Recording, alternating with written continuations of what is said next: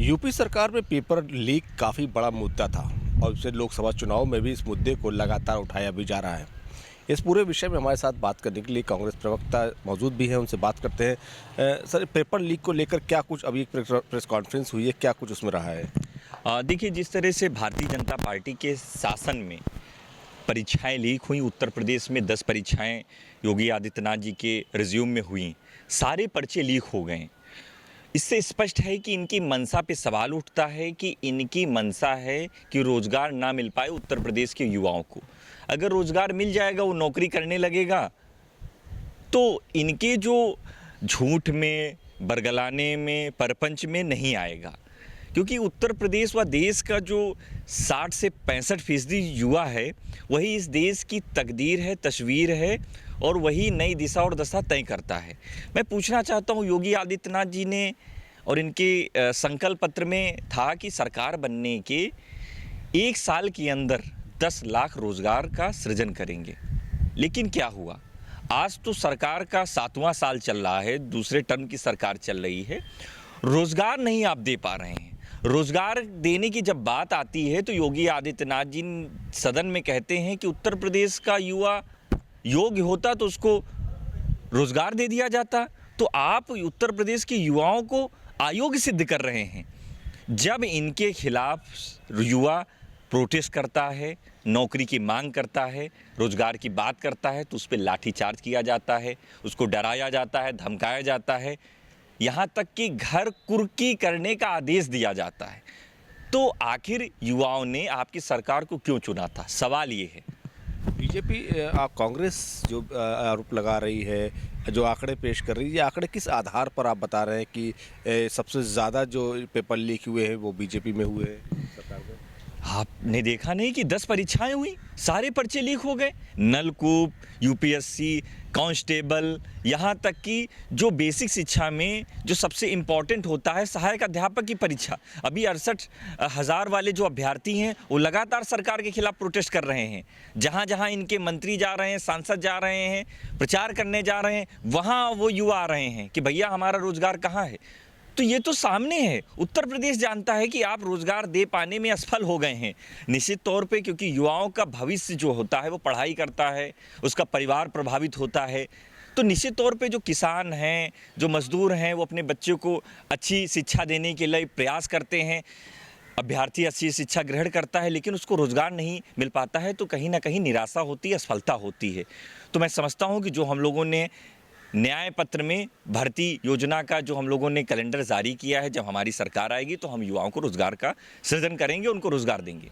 आप जिस कैलेंडर की बात कर रहे हैं, क्या है उस खास कैलेंडर में? देखिए, उस कैलेंडर में निश्चित तौर पे जितने भी सेंट्रल में हमारे पद खाली हैं, उन पदों पे हम लोगों ने एक समिति बनाई।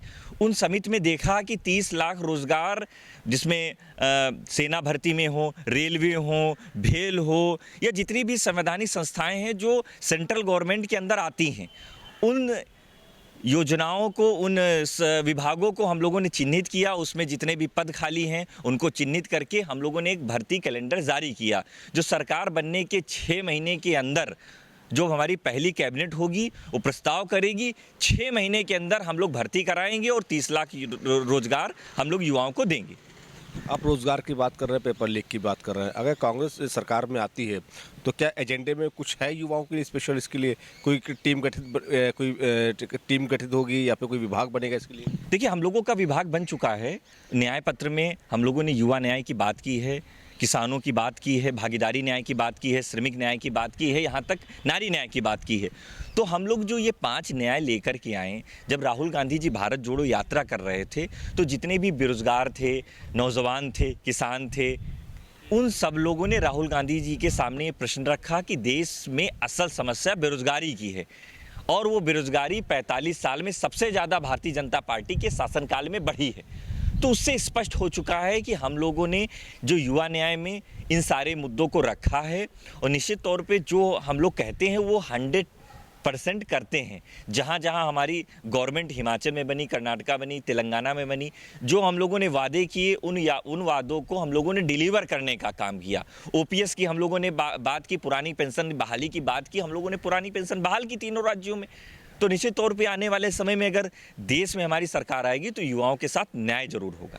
पेपर लीक में सबसे बड़ा जो टॉपिक होता है, जो कह सकते हैं अधिकारी है, लेकिन इसमें अधिकारी सेफ हो जाते हैं और फर्स्ट से केवल विद्यार्थी हैं जो पेपर में पास हो जाते हैं या फिर कोर्ट में चले जाते हैं, अधिकारी सेफ रहते हैं। कांग्रेस क्या सरकार में आने पर ऐसा कोई एक्शन लेगी जो अधिकारियों पर सीधे दबाव बनाएगी? देखिए, अच्छा सवाल पूछा और हमने प्रेस कॉन्फ्रेंस में ये बताया भी। हम लोगों की जब सरकार केंद्र में आ जाएगी तो हम लोग इसके लिए कमेटी का गठन करेंगे। जो भी दोषी होगा उसके खिलाफ कड़ी से कड़ी कार्रवाई होगी।